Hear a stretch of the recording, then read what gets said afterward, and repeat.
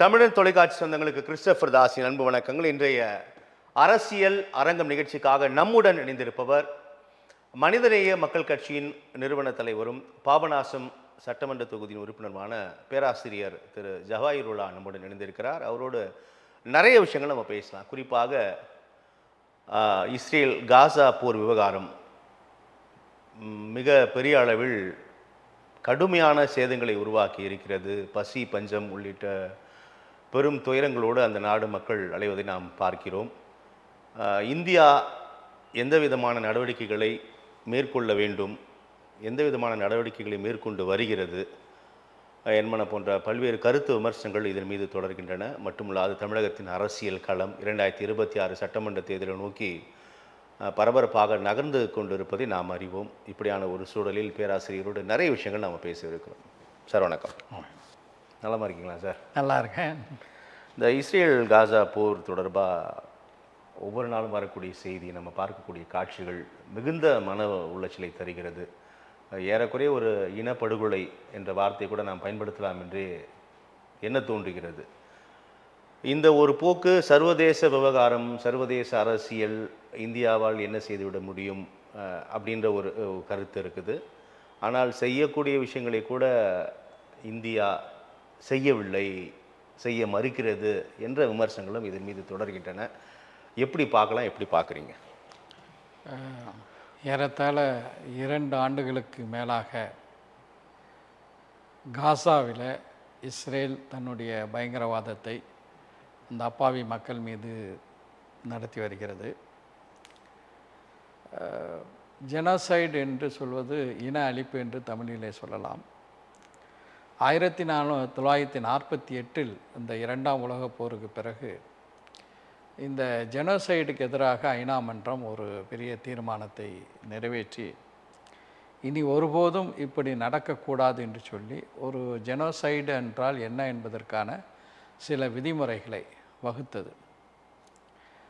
அதற்கு பிறகு உலகில் உண்மையிலேயே சொல்ல வேண்டுமென்றால் கடந்த பல ஆண்டுகளில், அதாவது கடந்த நூற்றாண்டில் பல நாடுகளில் இந்த இன அழிப்பு நடைபெற்றிருக்கலாம். உதாரணமாக ஈராக் போன்ற நாடுகளில் அமெரிக்கா அந்த இன அழிப்பு நடவடிக்கையெல்லாம் ஈடுபட்டுச்சு. ஆனால் அவையெல்லாம் இப்போது நாம் பார்த்து வருவது போல லைவாக நம்முடைய கையில் இருக்கக்கூடிய திறன்பேசியில் பார்க்கக்கூடிய ஒரு மிக மோசமான ஒரு நிலை உலகத்திற்கு இப்போது தான் ஏற்பட்டிருக்கிறது. அதே நேரத்தில் ஐநாவினுடைய மனித உரிமை ஆணையம் தனியாக ஒரு குழுவை இது தொடர்பாக ஆய்வு செய்வதற்காக அமைத்து அந்த குழு தன்னுடைய அறிக்கையை தாக்கல் செய்திருக்கிறது. அந்த குழு சர்வதேச குழு. அது இஸ்ரேல் பாலஸ்தீனத்தில் நடத்தி வருவது ஒரு ஜெனோசைடு, ஒரு இன அழிப்பு தான் என்று மிக வெளிப்படையாகவே அறிவித்து அது ஐநா மன்றமும் ஏற்றுக்கொண்டது. அப்போது ஜெனோசைடு அப்படின்னு சொல்லும்போது அந்த சட்டப்படி எந்த ஒரு நாடும், சம்பந்தப்பட்ட நாடுகள் மட்டுமல்ல எந்த ஒரு நாடும் அந்த இன அழிப்பை செய்யக்கூடிய நாட்டுக்கு எதிராக போர் தொடுக்கலாம். ஆனால் உலகம் சர்வதேச சட்டம் அப்படி சொல்கிறது. இதற்கு பிறகுதான் நீங்கள் பார்த்தீங்கன்னா பாலஸ்தீனத்தை தனி நாடாக அங்கீகரிக்க மறுத்த பல நாடுகள், அதில் பிரிட்டன் உண்டு, பிரான்ஸ் உண்டு, பல ஐரோப்பிய நாடுகள் உண்டு. அவையெல்லாம் ஒன்றின் பின் ஒன்றாக இன்றைக்கு பாலஸ்தீனத்தை தனி நாடாக அங்கீகரிக்கக்கூடிய ஒரு நிலை ஏற்பட்டிருக்கிறது. இந்த பாலஸ்தீனத்தில் நடைபெறக்கூடிய இந்த இன அழிப்புக்கு வெறும் இஸ்ரேல் மட்டும் காரணம் என்று சொல்ல முடியாது. அந்த இன அழிப்பில் அமெரிக்காவுக்கும் பெரிய பங்கு இருக்கிறது, நம்முடைய நாட்டிற்கும் ஒரு பெரிய பங்களிப்பு இருக்கின்றது என்று நான் சொல்வேன். இந்தியாவுக்கு பங்களிப்பு இருக்கின்றது. எந்த அடிப்படையில் இதை சொல்கிறேன் என்றால், இஸ்ரேலுக்கு தேவையான சில ஆயுதங்களை, குறிப்பாக ட்ரோன் போன்றவற்றையெல்லாம் இஸ்ரேலுக்கு கொடுத்தது இந்தியா. அந்த அடிப்படையில் இந்த இன அழிப்புக்கு இஸ்ரேலினுடைய இன அழிப்பில் இந்தியாவினுடைய பங்களிப்பும் இருக்கின்றது. இன்னும் தெளிவாக சொல்ல போனோன்னா, ஐநா மன்றத்தில் இஸ்ரேல் தொடர்பான வாக்கெடுப்பு நடக்கும்போதெல்லாம் இந்தியா வந்து நடுநிலையை காத்திருக்கக்கூடிய ஒரு சூழல்லாம் ஏற்பட்டிருக்கிறது. ஒரு வலுவான எதிர்ப்பை இந்தியா காட்டவில்லை.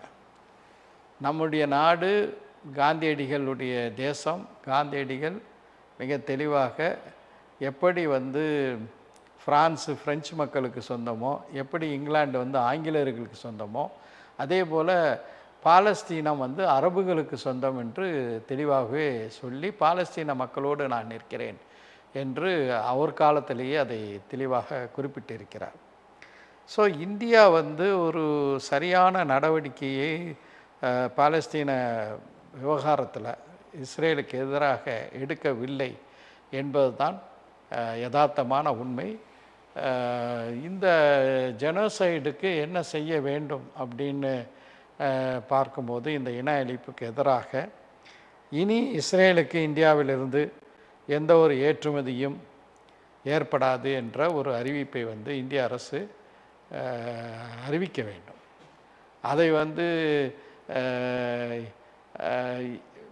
பாரதிய ஜனதா தலைமையிலான மோடி அரசு அதை செய்யுமா என்றால் நிச்சயமாக செய்யாது. காரணம், பாஜகவை இயக்கக்கூடிய ஆர்எஸ்எஸ்ஸுக்கும் இஸ்ரேலுடைய ஜியானிஸ்ட் என்று சொல்லக்கூடிய ஜியானிச பயங்கரவாதிகளுக்கும் இடையில் நல்ல தொடர்பு இருக்கின்றது. சியோனிசத்தை தங்களுடைய முன்மாதிரியாக ஏற்றுக்கொண்டவர்கள் ஆர்எஸ்எஸ்காரர்கள். எனவே நிச்சயமாக அதை வந்து அதை இஸ்ரேலுடனான உறவை துண்டிக்க மாட்டார்கள். இன்று உலகம் என்ன எதிர்பார்க்கிறது என்றால், எப்படி உலக நாடுகள், பல மேற்கத்திய நாடுகள் இந்த ஜெனோசைடை தொடர்ந்து பாலஸ்தீனத்தை பாலஸ்தீனத்தை இந்தியா முன்பே அங்கீகரித்து விட்டது. இந்திரா காந்தி அம்மையார் அவருடைய காலத்திலேயே வந்து அதை அங்கீகரிக்கக்கூடிய ஒரு சூழல். அணிசாரா நாடுகள்னு அப்போ ஒரு அமைப்பு இருந்துச்சு. அப்போ அதனுடைய ஒரு கூட்டம் வந்து டெல்லியில் நடைபெறும்போது அன்றைய பிரதமர் இந்திரா காந்தி அம்மையார் அவர்கள் யாசிர் அரஃபாத்தை, பாலஸ்தீன தலைவரை வரவேற்று அந்த நிகழ்வில் பங்கெடுக்கவும் வைத்தார். சந்தித்து பேசவும் வரலாறு உண்டு. எனவே வந்து ஒருவேளை அது காங்கிரஸ் ஆட்சி செஞ்சதுனால இவங்களுக்கு காங்கிரஸ் என்றாலே எல்லா வகையிலையும் அலர்ஜியாகக்கூடிய ஒரு நிலையில் காங்கிரஸை காந்தியடிகள் ஆதரித்ததுனால காந்தியடிகளுடைய பாலஸ்தீன கருத்தும் கூட இவர்களுக்கு இப்போது அலர்ஜி ஆகிவிட்டது போல தெரிகிறது. எனவே உடனடியாக இந்த இன அழிப்பு தடுக்கப்பட வேண்டும் என்பதோடு மட்டுமல்லாமல் இதற்குரிய தண்டனை இஸ்ரேலுக்கு கண்டிப்பாக கொடுக்கப்பட வேண்டும். இப்போ பேராசிரியர் சின்ன குறுக்கீடு, நம்ம இதில் மிக முக்கியமாக பேச வேண்டியது என்ன அப்படின்னு நான் யோசிக்கிறேன்னா, இரண்டு நாடுகளிடையே போர் என்பது இந்த இரண்டு இராணுவத்திற்கு இடையில் நடக்கும். பொதுவாக அப்படி தான் புரிந்து கொள்ளப்படும், அப்படி தான் விதியும் அப்படி தான் சொல்லுது. ஆனால் இந்த போரை பார்க்கும் பொழுது அந்த காட்சிகள் நான் முன்னுமே குறிப்பிட்டது மாதிரி இந்த பிள்ளைகள், குழந்தைகளோட அழுகுரல், பசி பட்டினியால் இருக்கக்கூடிய விஷயங்கள் நம்ம பார்க்கும் பொழுது இது இது இது போர் என்பதை கடந்து, அதனால தான் ஜெனோசைடு என்ற வார்த்தையை நம்ம பயன்படுத்துகிறோம். சர்வதேச நீதிமன்றம், சர்வதேச சட்டங்கள் என்ன சொல்லுது அப்படின்னா, இந்த விவகாரங்களில் சர்வதேச நீதிமன்றங்கள் எந்த நாட்டையும் தண்டித்ததாக கூட இங்கே வரலாறுலாம் ஒன்றும் இல்லை.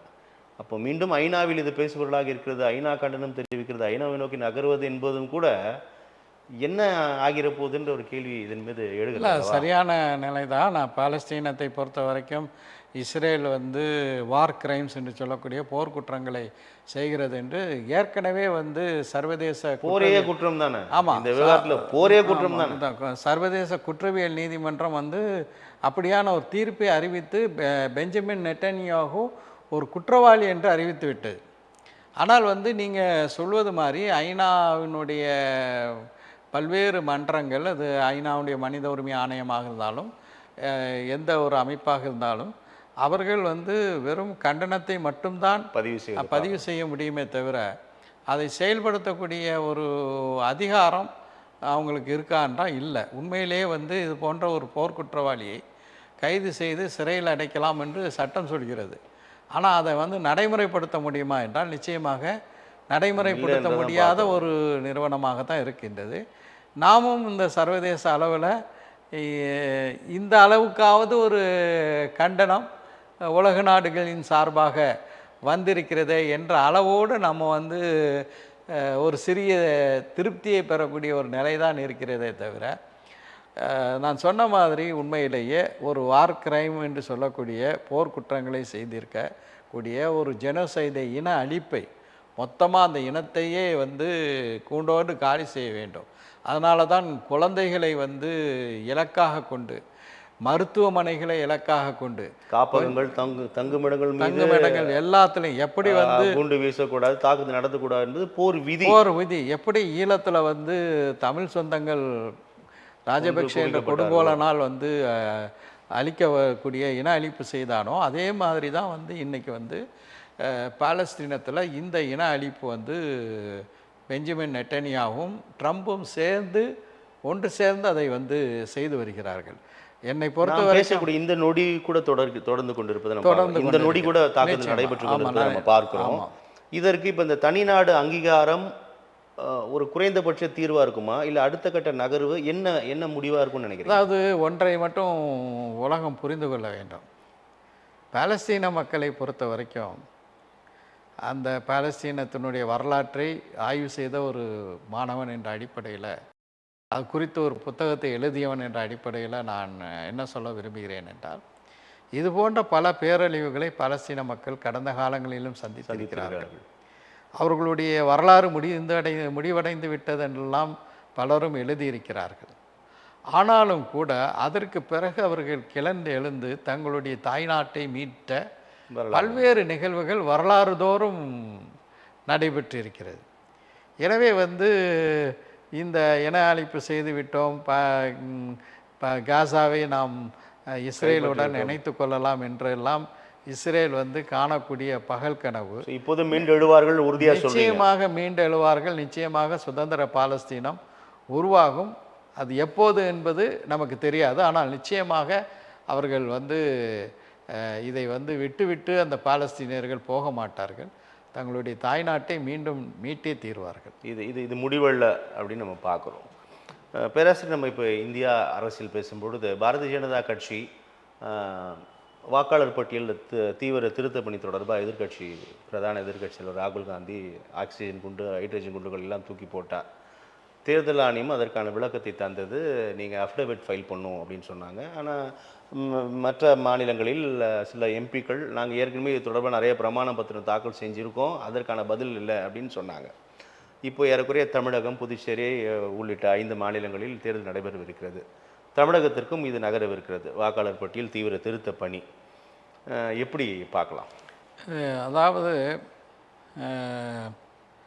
2014 பாஜக வந்து ஆட்சிக்கு வந்தார்கள். அதை தொடர்ந்து 2019 அவர்கள் ஆட்சிக்கு வந்தார்கள். ரெண்டுக்கும் வித்தியாசம் வந்து என்னென்னா, அவர்கள் 2014 வெற்றி பெற்ற இடங்களை விட 2019 அந்த இடங்கள் வந்து குறைகிறது. அவர்களுடைய கூட்டணி கட்சிகளும் பலவும் விலகி செல்லக்கூடிய ஒரு நிலை. 2024 நாட்டில் இருந்த ஒரு சூழல் நிச்சயமாக ஒரு பெரிய ஆட்சி மாற்றம் வரும் அப்படிங்கிற ஒரு நிலை தான் இருந்தது. அதுதான் மிகப்பெரிய ஒரு எதிர்பார்ப்பாக இருந்தது. ஆனாலும் கூட பாஜக வெற்றி பெற்றுவிட்டது. இப்போ இந்த வெற்றி மட்டும் இல்லாமல் அதை தொடர்ந்து சில மாநிலங்கள்லேயும் பாஜக வந்து வெற்றி பெறுகிறது. அப்போ இந்த வெற்றியை பற்றியான ஒரு சந்தேகம் நம்முடைய காங்கிரஸ் தலைவர், எதிர்க்கட்சி தலைவர் ராகுல் காந்திக்கு வர, அவர்கள் அதை வந்து தீவிரமாக ஆய்வு செய்கிறார்கள். தீவிரமாக ஆய்வு செய்யும்போது தான் இந்த வாக்காளர் பட்டியலில் பாஜக அரசு செய்த, பாஜகவுக்கு எடுபடியாக இருக்கக்கூடிய தேர்தல் ஆணையம் செய்த அந்த தில்லுமுள்ளுகள் எல்லாம் வெளியே வருகிறது. அதில் குறிப்பாக வந்து இப்போ வந்து அதை இனி அடுத்த தேர்தலில் வெற்றி பெற வேண்டுமென்றால், அதே போல் தமிழ்நாட்டில் வெல்லவே முடியாத பாஜக, நாங்கள் தமிழ்நாட்டில் எங்கே ஆட்சி அமைப்போம்னு அதனுடைய தலைவர்கள் எல்லாம் பேசி வரக்கூடிய ஒரு சூழலையும் நம்ம கவனத்தில் கொண்டும் போது, இந்த இந்த special intensive revision of electoral rolls, SIR என்று சுருக்கமாக அழைக்கப்படக்கூடியது, ஒரு மிகப்பெரிய பாஜகவுக்கு அனுசரணையாக தேர்தலை மாற்றக்கூடிய ஒரு பெரிய சதி என்பதை ராகுல் காந்தி அம்பலப்படுத்தினார், ஆதாரங்களோடு அம்பலப்படுத்தினார். ஒரே பேரில் உள்ள ஒரே வீட்டில் 84 வாக்காளர்கள், ஆனால் அதுக்கு வந்து ஒரே ஒரு படுக்கறை மட்டும்தான் இருக்கக்கூடிய ஒரு சூழல். அதே போல் வாக்காளர் பட்டியலில் 0 என்ற முகவரியுடன் இருக்கக்கூடிய வாக்காளர்கள். சில வாக்காளர்களை வந்து வாக்காளர் பட்டியலிலிருந்து நீக்கிவிட்டார்கள். கேட்டதற்கு தேர்தல் ஆணையம் என்ன சொன்னது? அவர்களெல்லாம் இறந்து போனார்கள் என்று சொன்னார்கள். அதற்கு மிக நெத்தியடின்னு நம்ம தமிழில் சொல்லுவோம். அதே மாதிரி ராகுல் காந்தி தேர்தல் ஆணையத்தினால் இறந்தவர்கள் என்று சொல்லப்பட்டவர்களோடு சேர்ந்து தேநீர் அருந்தக்கூடிய ஒரு காட்சியை வெளியிட்டு, இறந்தவர்களுடன் தேநீர் அருந்தக்கூடிய வாய்ப்பை எனக்கு தந்த தேர்தல் ஆணையத்துக்கு நன்றி என்று அவர் ஒரு பதிவு செய்யக்கூடிய ஒரு நிலையை பார்க்குறோம். அப்போ மிக தெளிவாகவே தில்லுமுள்ளு செய்தால்தான் ஆட்சிக்கு வர முடியும் என்ற நிலை பாஜகவுக்கு இருக்குது. ஏன்னா இந்த அரசாங்கம், ஒன்றிய பாஜக அரசு அனைத்து தளங்களிலும் ஒரு தோல்வியை கண்ட ஒரு அரசு. இவர்கள் வந்து பெருமிதமாக சொல்லத்தக்க எதுவுமே இல்லை. இப்போ வந்து பார்த்தீங்கன்னா, இப்போ வந்து ஜிஎஸ்டியை குறைக்கிறாங்க. நம்ம ஜிஎஸ்டி பேசலாம் பேராசிரியர், ஒரு நிமிஷம். அதனால் வந்து இந்த நிலையில் நீங்கள் கேட்டதில் இப்போ தமிழ்நாட்டிலையும் இந்த எஸ்ஐஆரை ஆரம்பிச்சிருக்காங்க. இதில் சில மாவட்டங்களில் அந்த பணியில் ஈடுபடக்கூடிய என்னுடைய தோழர்கள் எனக்கு தகவல் சொல்கிறாங்க. எப்படி வந்து பீகாரில் அந்த 2011 நடைபெற்ற தேர்தலில் ஒருவர் வாக்களித்திருப்பார், 2016 அவர் எங்கேயோ வாக்களிக்காமல் இருந்திருப்பார். அப்போ வந்து இப்போ வந்துக்கிட்டு அவர் இப்போது இருக்கிறாரா, அந்த முறையில் இருக்கிறாரா இல்லையாங்கிறதுக்கான ஆதாரங்கள் இருந்தால் போதும். உச்சநீதிமன்றமே ஒரு ஆதார் அட்டையை வைத்திருப்பது, இந்த அவர் வந்து ஒரு இந்த பகுதியில் வசிக்கக்கூடியவர்களோட ஆதார் அட்டையை ஏற்றுக்கொண்டிருக்கு. இப்போ ஆதார் அட்டையை வைத்திருக்கக்கூடியவர்கள்லாம் கூட வாக்காளர் பட்டியலிருந்து நீக்கக்கூடிய சதியை செய்தார். அது போன்ற ஒரு நிலை தமிழ்நாட்டில் வரக்கூடாது. அதனால் நான் தமிழ்நாடு முதலமைச்சர் அவர்களுக்கும் இந்த பணியில் ஈடுபட்டு கொண்டிருக்கிற அனைத்து தோழர்களுக்கும் சொல்லக்கூடிய ஒரு செய்தி, நாம் மிக விழிப்புணர்வோடு இருந்து, ஏன்னா ஒரு ஜனநாயக நாட்டில் மிகவும் அடிப்படையான உரிமை வாக்குரிமை. அப்போ அந்த வாக்குரிமையை பறிப்பதற்கு சதி செய்தால் அது ஒரு பெரிய தேச குற்றம் என்றே சொல்லலாம்.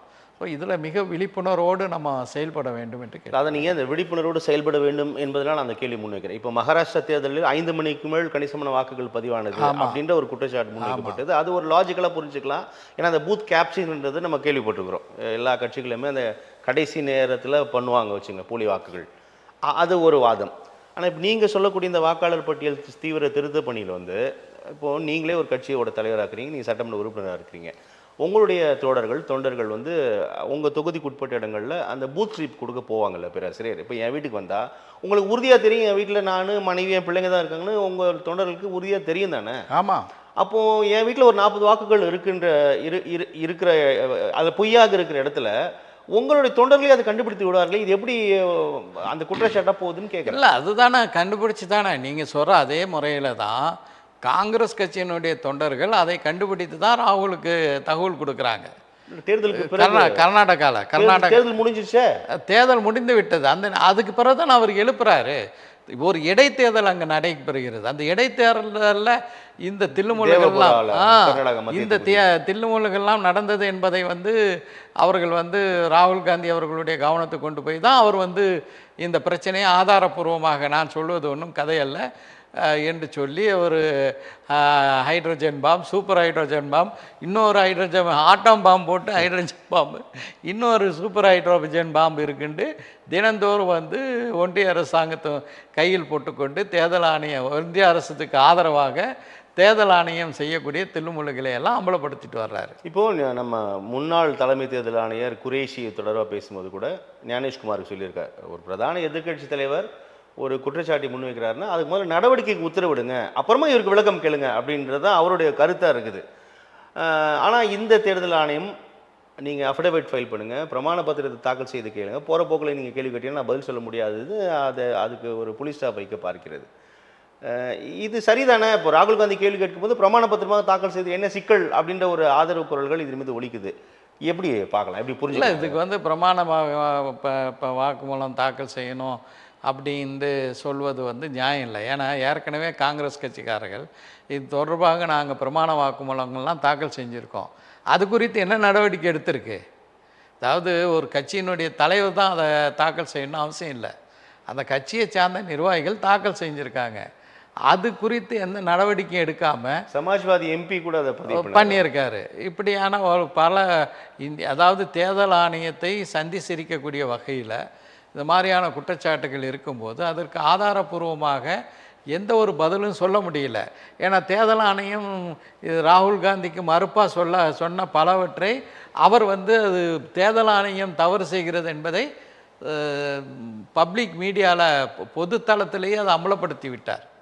எனவே இந்த கியானேஷ்குமார் தலைமையிலான இந்த தேர்தல் ஆணையம் எப்படி உள்கட்சியை நடத்துவதற்கு, இப்போ எங்கள் கட்சி உள்பட எல்லா கட்சியிலையும் உள்கட்சி தேர்தல் நடக்கும். இந்த உள்கட்சி தேர்தல் நடத்துறதுக்குன்னு ஒரு தேர்தல் ஆணையம் அமைக்கப்படும். அதே மாதிரியான ஒரு தேர்தல் ஆணையமாக தான் ஞானேஷ்குமார் தலைமையிலான இந்திய தேர்தல் ஆணையம் இன்று செயல்பட்டு வருகிறது.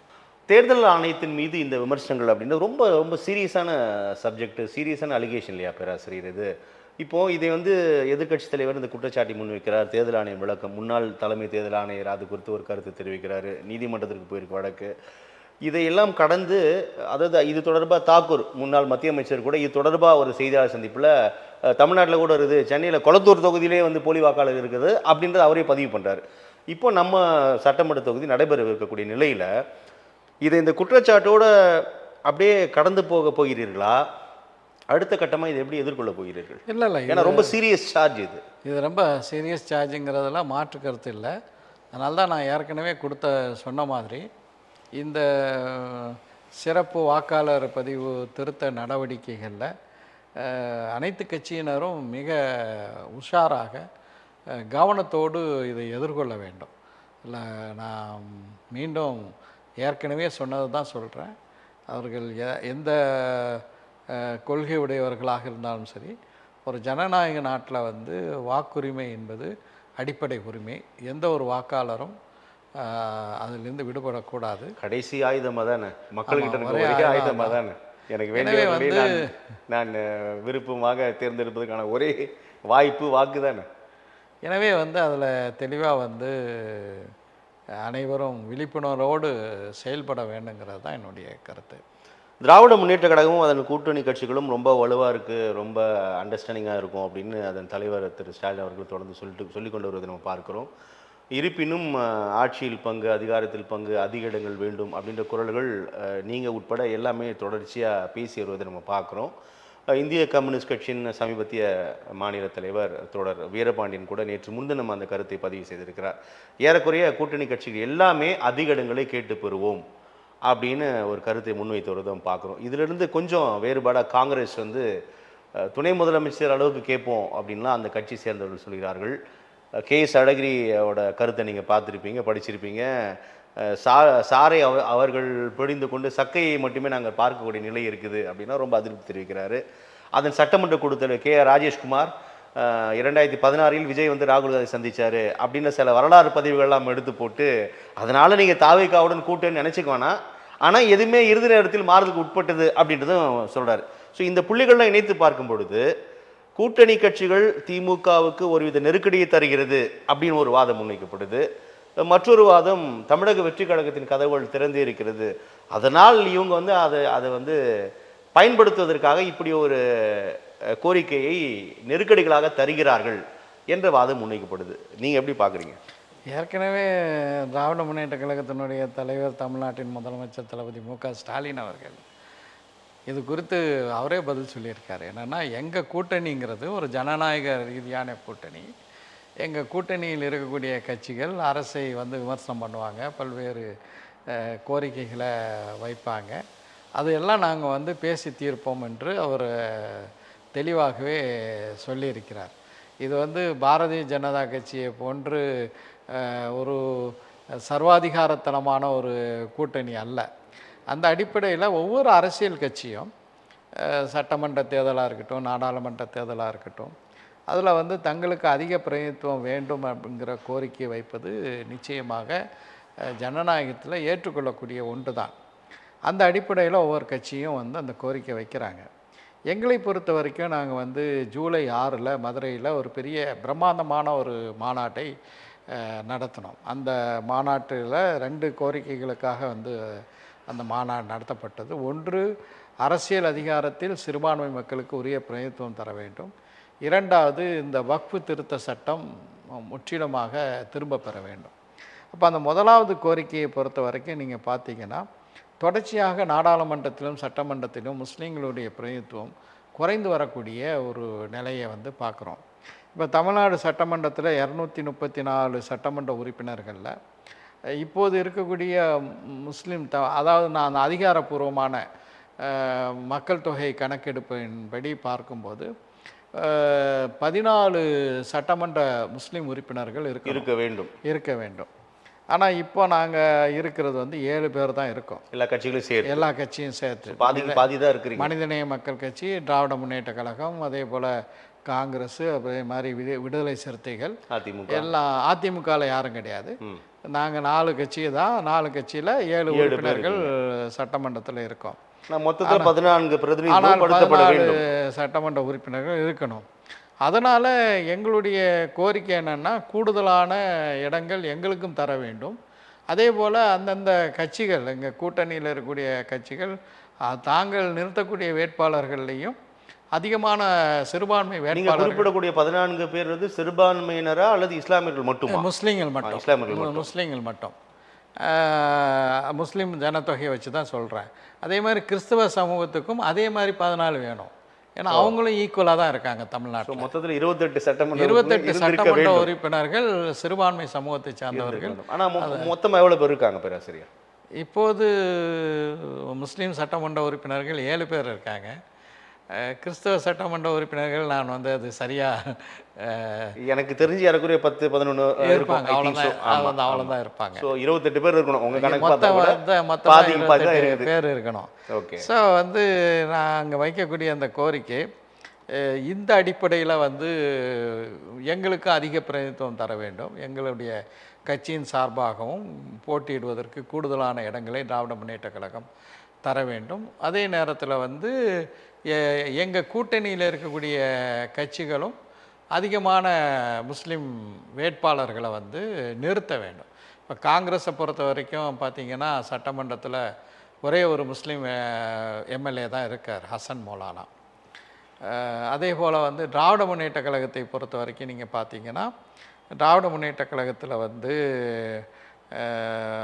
அப்துல் வஹாபு, செஞ்சி மஸ்தானு, நாசர், இப்படி வந்து ஒரு 3 சட்டமன்ற உறுப்பினர்கள் இருக்காங்க. விடுதலை சிறுத்தைகளில் தம்பி ஆலூர் ஷானவாஸ் இருக்கார்.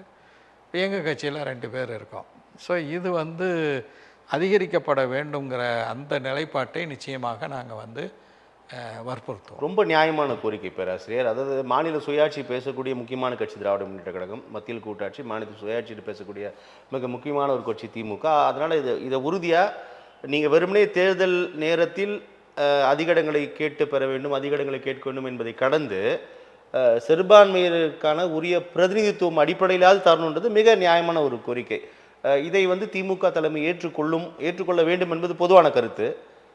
உங்கள் புரிதலை ஏற்றுக்கொள்வார்கள் அப்படின்னு நம்புகிறீர்களா? இல்லை, இது நிச்சயமான சூழல் இப்போ இல்லைன்னு கடந்து போக பார்க்குறீங்களா? இல்லை, சூழல் இல்லைன்னா கடந்து போக விரும்பல. நாங்கள் வந்து இதை வந்து ரகசியமாக எங்கேயும் பேசலை.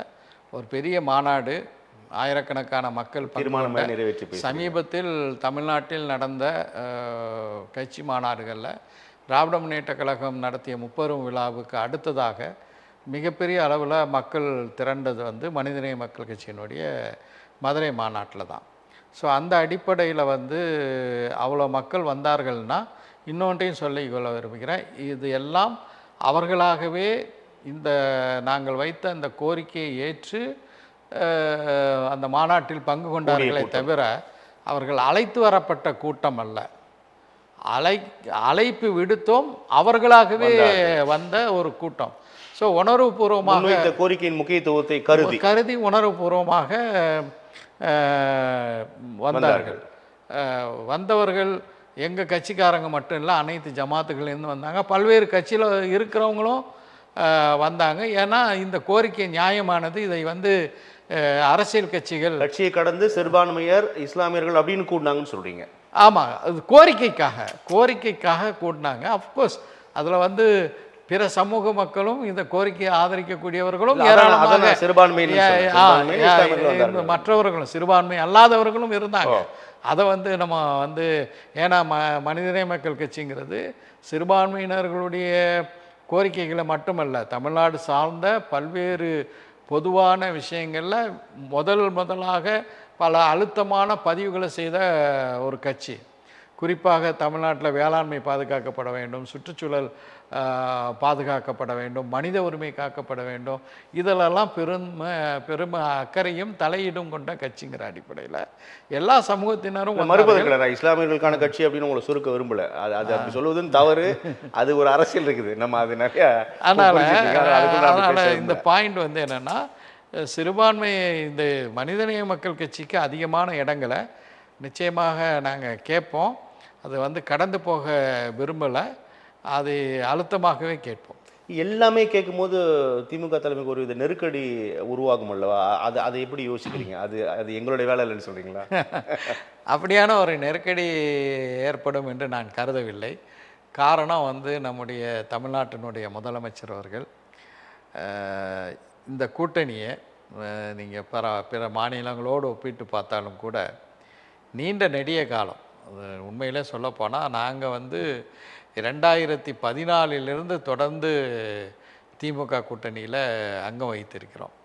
இதே போல் பல்வேறு அரசியல் கட்சிகள் 2019 2019 நடைபெற்ற நாடாளுமன்ற தேர்தல், அதற்கு பிறகு 2021 நடைபெற்ற சட்டமன்ற தேர்தல், 24 நாடாளுமன்ற தேர்தல், இதில் எல்லாத்துலேயுமே நாங்கள் வந்து ஒன்று சேர்ந்து இடையில் நடைபெற்ற உள்ளாட்சி தேர்தல் அப்போ எங்கள் கூட்டணியிலிருந்து யாரும் விலகி செல்லவில்லை, புதிய கட்சிகள் தான் வந்த வண்ணமாக இருக்கிறாங்க. அதனால் அதற்கு காரணம் நம்முடைய கூட்டணியினுடைய தலைவர் திராவிட முன்னேற்ற கழகத்தினுடைய தலைவர் தளபதி மு.க. ஸ்டாலின் அவர்கள் அனைவரையும் அரவணைத்து செல்லக்கூடிய ஒரு பரந்த மனப்பான்மை கொண்ட ஒரு தலைவர்.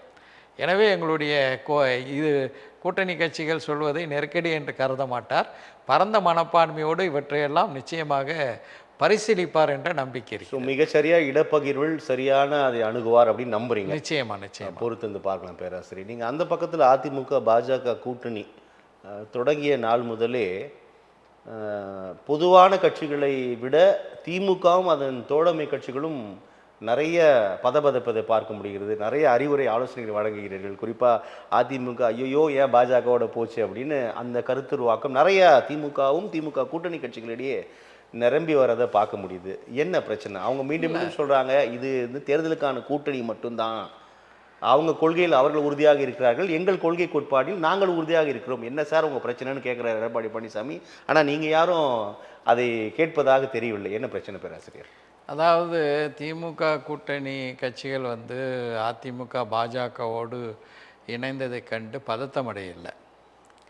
தமிழ்நாட்டினுடைய நலனை கவனத்தில் கொண்டு தான் இந்த விமர்சனத்தை வைக்கிறோம். ரெண்டாவது, நாங்கள் பாஜகவோட கூட்டணி சேர்ந்துட்டோம், அதனால் எங்கள் கொள்கைகளை எல்லாம் நாங்கள் ஒன்றும் விட்டு கொடுக்கலன்ட்டு எடப்பாடி பழனிசாமி அவர்கள் சொல்வது தவறு. காரணம் வந்து குடியுரிமை திருத்த சட்டம் வந்தபோது அதை வந்து தமிழ்நாட்டில் இருக்கக்கூடிய திமுக, காங்கிரஸ், இடதுசாரி கட்சிகள், மதிமுக, விசிக எல்லாரும் நாடாளுமன்றத்தில் கடுமையாக எதிர்த்து வாக்களித்தார்கள். ஆனால் இவர்கள் வந்து அதை கடுமையாக எதிர்க்கவில்லை. இது ஒரு இல்லை எதிர்த்தார்கள் எதிர்க்கவில்லை. அதை எதிர்த்து வாக்களிக்கவில்லை. சிஏஏ சட்டத்தை ஆதரித்து வாக்களித்தார்கள். மீண்டும் சொல்கிறேன், ஆதரித்து வாக்களித்தார்களா? ஆமாம், உறுதியாக ஆதரித்து வாக்களித்தார்கள். அதில் சந்தேகமே இல்லை. அதிமுக வந்து ஆதரித்து சிஏஏ சட்டத்துக்கு ஆதரித்து வாக்களித்தார்கள். இப்போ நாங்கள் வந்து கூட்டமைப்பின் சார்பாக முஸ்லீம் கட்சிகள், அரசியல் அமைப்புகள் கூட்டமைப்பின் சார்பாக திரு எடப்பாடி பழனிசாமி அவர்களை முதலமைச்சராக இருக்கும்போது சந்தித்த போது அவர்கிட்ட சொன்னேன், எப்படி நீங்கள் இதுக்கு போய் வாக்களித்தீங்க அப்படின்னு அவர்கிட்ட சுட்டி காட்டணும். அது மட்டும் இல்லாமல் நீங்கள் பார்த்தீங்கன்னா தொடர்ச்சியாக பல்வேறு சந்தர்ப்பங்களில் அவர்கள் வந்து சிறுபான்மை ரீதியான நிகழ்வுகள்லையும் கூட சில நேரங்களில் உதாரணமாக வந்து இந்த இதையே வைத்துக்கொள்வோம், அந்த நம்ம பேசின ஒரே ஒரு நிமிஷம் ஜஸ்ட் மெமரியில் ஒன்றில் வந்து என்ன பண்ணுறாங்கன்னா, இவங்க வந்து ராஜ்யசபாவில் எதிர்த்து வாக்களித்தா அந்த சட்டமே வந்திருக்காது. அது என்னது ஞாபகம் இருக்கா அவங்களுக்கு? குடியிருப்பு சிஏ இல்லை, வக்ஃபுக்கு இல்லை, ஆப்ஷனில் வக்ஃபு திருத்த சட்டம் தான். கரெக்ட். ஓகே. இன்றைக்கு வந்து வக்ஃபு திருத்த சட்டம் 2025 நாடாளுமன்றத்தில் ஏற்றப்பட்டு இருக்கிறது.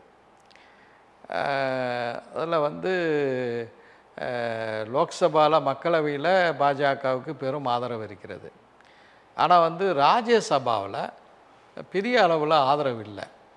ஆனால் ராஜ்யசபாவில் இந்த வக்ஃபு திருத்த சட்ட தொடர்பான வாக்கெடுப்பு நடக்கும்போது சிறுபான்மையினர் எங்கள் கொள்கை வந்து தனி அப்படின்னு சொல்கிற எடப்பாடி பழனிசாமி அவர்களுடைய ராஜ்யசபா மாநிலங்களவை உறுப்பினர்களை இதை எதிர்த்து நீங்கள் வாக்களித்திருக்க வேண்டும்னு சொல்லியிருக்க வேண்டும் அல்லவா?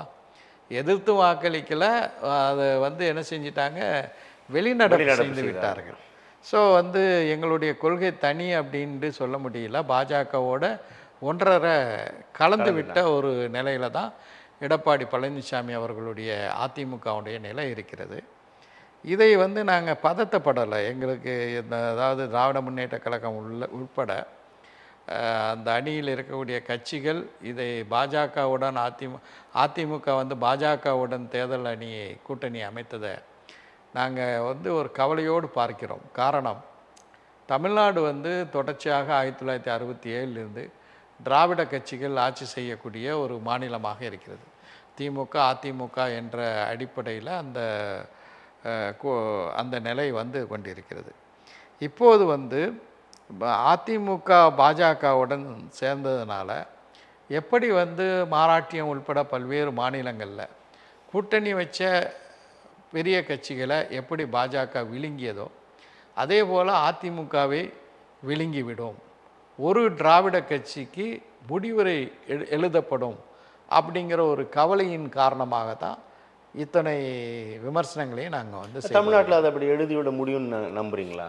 தமிழ்நாட்டோட அரசியல் அதாவது ஒரு வலிமை இல்லாத ஒரு தலைவர் பாஜகவுக்கு டான்சிங் டு தி டியூன்ஸ் அப்படின்னு சொல்லுவாங்க. பாஜகவுடைய இசைக்கு நடனமாடக்கூடிய வகையில் ஒரு எடப்பாடி இருக்கும் வரை அந்த ஆபத்து இருக்குது. இந்த திராவிட உணர்வை சரியான முறையில் காப்பாற்றக்கூடிய ஒருவர் அதிமுகவுக்கு தலைமை தாங்கினால் வேண்டுமென்றால் அதிமுக பிழைக்கும்.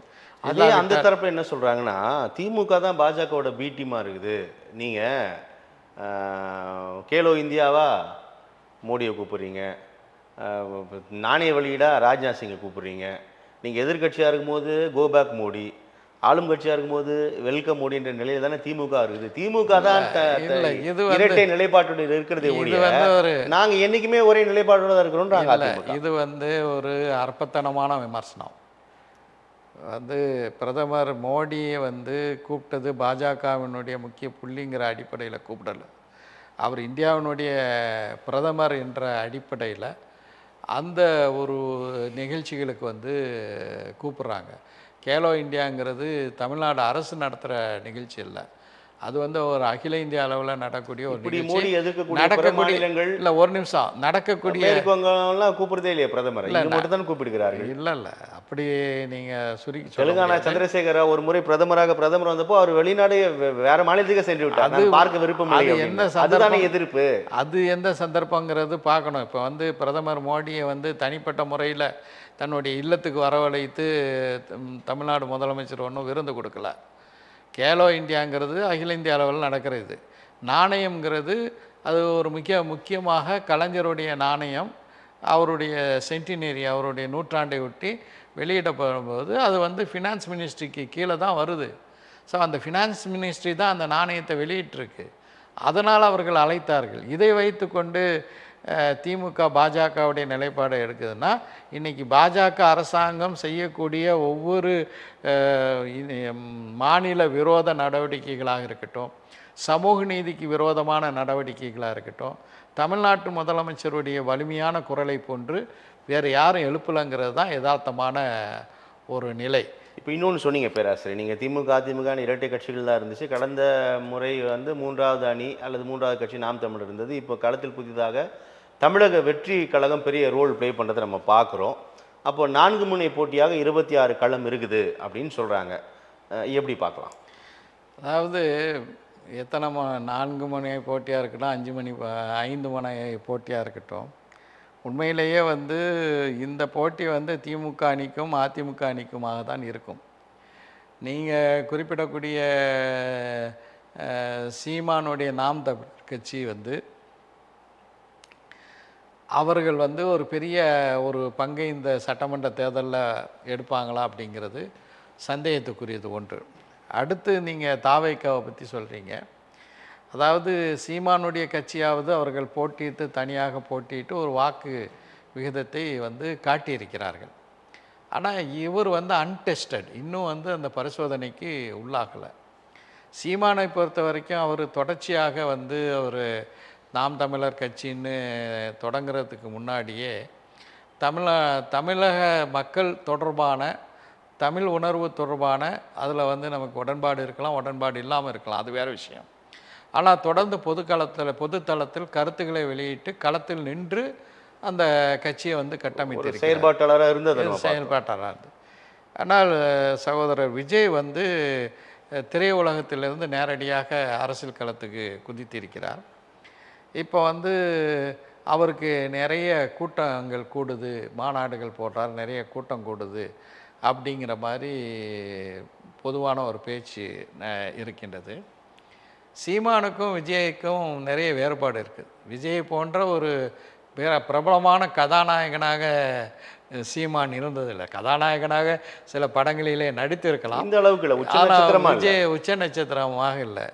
ஒரு உச்ச நட்சத்திரம் வந்து வரும்போது அவரை பார்ப்பதற்காக மக்கள் வருவது இயல்பானது. இன்னும் சொல்லப்போனால் வடிவேல் வந்து அரசியலில் குதித்து ஒரு குறிப்பிட்ட அரசியல் கட்சிக்கு ஆதரவாக அவர் வந்து பரப்புரையெல்லாம் செய்யும்போது பெரும் கூட்டம் விஜய்க்கு கூடின கூட்டத்தை விட அதிகமாக வடிவேலை பார்க்குறதுக்கு கூடினாங்க. ஆனால் அதெல்லாம் வந்து வாக்குகளாக மாறிச்சானா வாக்குகளாக மாறலை. அவர் எந்த கட்சியை ஆதரித்தார்களோ அந்த கட்சியெல்லாம் அந்த கட்சி அந்த தொகுதிகளில் இவர் போன பரப்புரை செய்த தொகுதிகளில் தெளிவியது. எனவே வந்து அதுதான் நான் சொல்கிறேன், அன்டெஸ்டட். இப்போதைக்கு அதை வந்து எதையுமே சொல்ல முடியாது. திடீர்னு திரையுலகத்திலிருந்து குதிச்சிருக்காருன்னா நீங்கள் வந்து தமிழ்நாட்டில் திரைப்பட நடிகர் குறைந்தபட்ச வாக்குகளையாவது அறுவடை செய்ய மாட்டார். நான் அதுக்கு முன்னாடி இன்னொரு முக்கியமான விஷயத்தை சொல்ல விரும்புகிறேன். சீமானை பற்றி சொன்னேன்.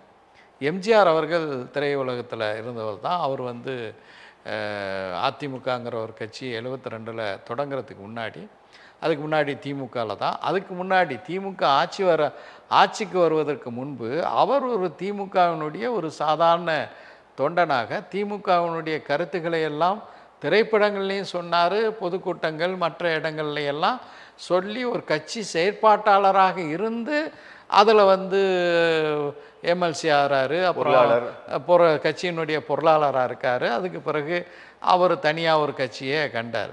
அதே மாதிரி செல்வி ஜெயலலிதா அவர்களும் கூட நேரடியாக திரைப்பட உலகத்திலிருந்து விஜய் மாதிரியாக உடனடியாக நான் தான் அடுத்த சிஎம்லாம் வரல.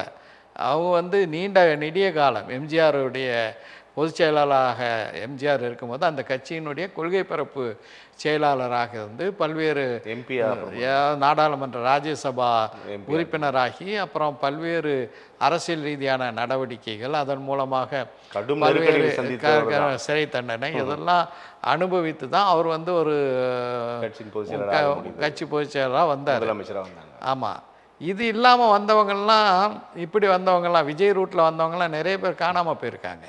பெரிய உச்ச நட்சத்திரமாக இருந்த சரத்குமார் இன்னைக்கு எங்கே இருக்கு? நீண்ட பட்டியல் இருக்குது தமிழகம். அந்த மாதிரி ஒரு பெரிய பட்டியல் இருக்குது. எனவே இதை வைத்துக்கொண்டு நாம் வந்து ஒரு முடிவுக்கு வர முடியாது.